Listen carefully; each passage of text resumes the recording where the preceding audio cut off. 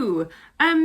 Today we're going to tie a vintage style headscarf because I have a section on my website that I've just restocked with lots of great styles for spring, summer.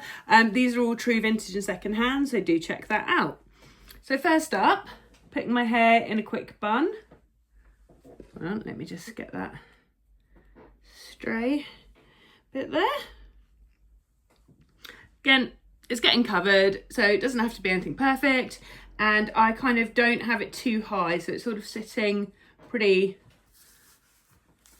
easily at the back there. Then you're going to take your scarf. This one is a polyester one. And I'm going to pop it on the back of my head. And to help it stay in place, I'm immediately going to put a couple of hair grips in. This just makes life that little bit easier when you're styling it. You don't have to worry that it's going to fall off every couple of seconds while you're trying to do this. Right, I'm looking in this mirror that I have over here. So I'm going to tie the ends. Not quite sure what shape I'm going to do yet. I guess I could do a bow, or I could do something a bit more kind of, might just do something a bit more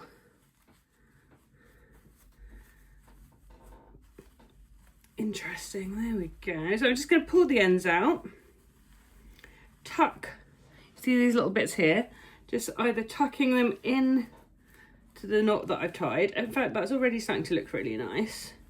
Sort of fanning out those little bits there. And then at the back, I'm going to tuck it under, make sure it's all through so the back is closed, and then I'm tucking those off to the side. Now, if you want, you can add another little hair grip either side like that.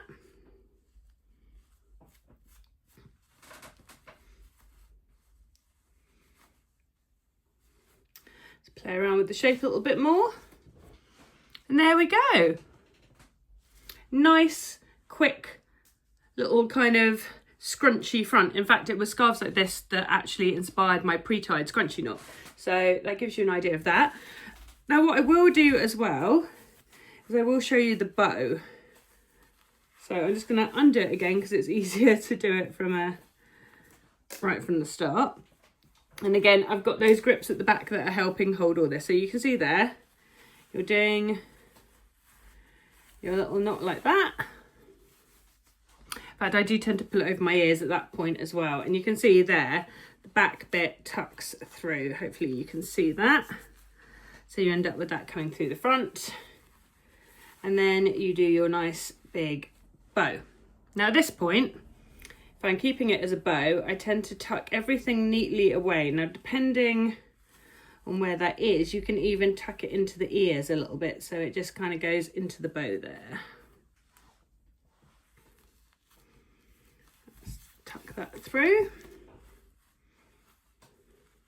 Any loose bits just want to get tucked away, and the knot will kind of hold it all in place, so you don't have to sort of pin that stuff.